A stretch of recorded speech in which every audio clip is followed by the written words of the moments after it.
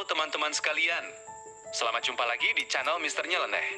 Kali ini kita bakal bahas tentang gunung yang mungkin sudah banyak dari kita kunjungi, Gunung Muria di Kudus. Kayaknya cuma gunung biasa dengan pemandangan indah aja ya. Ternyata bukan. Di balik bentuknya yang megah, gunung ini menyimpan cerita-cerita misterius dan sejarah yang super menarik. Kita bakal bahas dari dua sisi yang berbeda banget. Cerita legenda rakyat Jawa yang sudah ada sejak zaman dulu, dan penjelasan sains yang berdasarkan riset para ahli. Yuk, kita mulai aja ya. Bagian 1, legenda rakyat, cerita misteri kelahiran Gunung Muria. Pertama kita bahas dulu dari sisi legenda ya teman-teman. Di masyarakat sekitar Kudus, ada beberapa versi cerita tentang bagaimana Gunung Muria bisa muncul. Nah, yang paling banyak dikenal dan diceritakan dari generasi ke generasi adalah seperti ini. Dahulu kala, jauh sebelum ada kota Kudus yang kita kenal sekarang, wilayah ini adalah sebuah danau besar yang diberi nama Danau Muria. Di sekitarmu danau itu berdiri sebuah kerajaan yang cukup makmur bernama Kerajaan Watu Gede. Rakyatnya sebagian besar bekerja sebagai petani dan nelayan, hidup damai dan penuh berkah. Namun, suatu waktu, keadaan mulai berubah. Hujan jarang turun, air danau mulai surut, ladang-ladang padi mengering, dan hasil tangkapan ikan semakin sedikit. Rakyat mulai kesusahan, bahkan banyak yang kelaparan. Raja kerajaan pun sangat khawatir dan mengumpulkan semua orang pintar dan dukun untuk mencari solusi. Pada hari tertentu, seorang penyair tua yang berpakaian lusuh datang ke istana. Ia berkata bahwa kesusahan yang terjadi bukan tanpa sebab. Danau Muria sedang dikuasai oleh sebuah roh jahat bernama Butakala yang menjadikan dasar danau sebagai tempat tinggalnya. Roh itu menghalangi sumber air dari gunung-gunung sekitar agar tidak masuk ke danau, sehingga menyebabkan kekeringan. Untuk mengalahkan Butakala, kata penyair tua itu, diperlukan seseorang yang memiliki hati yang suci dan bersedia mengorbankan diri sepenuhnya untuk rakyat. Tak lama setelah itu, Putri Dewi Muria, anak perempuan raja yang terkenal baik hati dan penyayang, mengangkat tangan dan menyatakan ingin menjadi orang yang mengorbankan diri. Pada hari yang sudah ditentukan, Putri Dewi Muria pergi ke tengah danau dengan membawa sebuah keranjang penuh biji-bijian padi dan sebuah kalung permata yang merupakan pusaka kerajaan. Ia berdiri di atas sebuah batu besar dan mulai berdoa sambil menyebarkan biji padi ke segala arah. Saat itu, langit tiba-tiba menjadi gelap gulita, angin bertiup kencang dan terdengar suara guntur yang menggelegar. Tiba-tiba terjadi gempa bumi yang kuat sekali. Dasar danau mulai naik perlahan-lahan, dan dari tengahnya, muncul sebuah daratan yang semakin membesar dan menjulang tinggi. Biji-bijian padi yang disebarkan Putri Dewi Muria langsung tumbuh menjadi rumput dan padi yang hijau segar.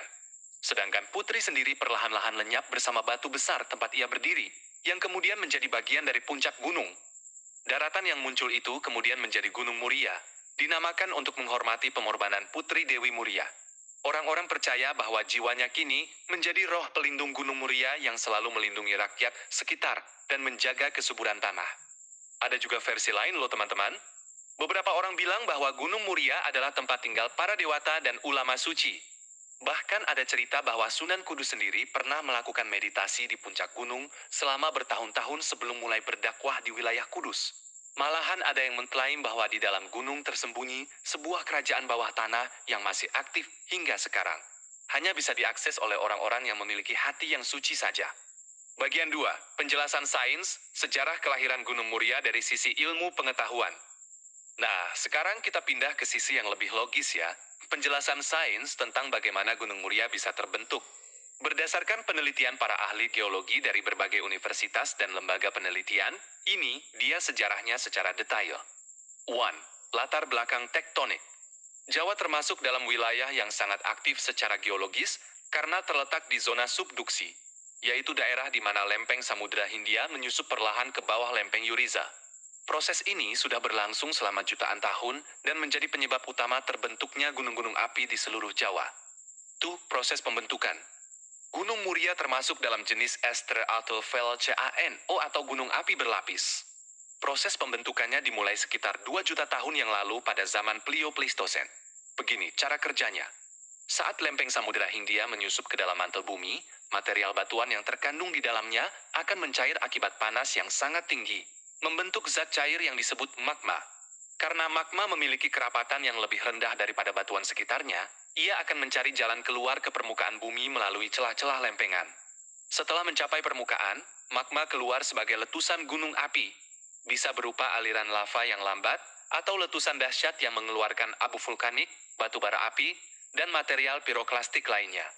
Selama ribuan tahun, lapisan demi lapisan material hasil letusan itu menumpuk dan membentuk struktur gunung yang semakin tinggi dan besar. Itulah yang menjadi Gunung Muria seperti yang kita lihat sekarang. Sri, aktivitas Gunung Muria.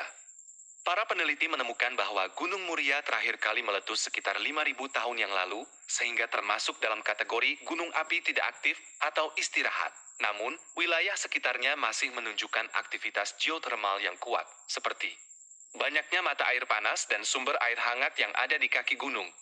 Suhu tanah yang lebih tinggi dibandingkan daerah sekitar.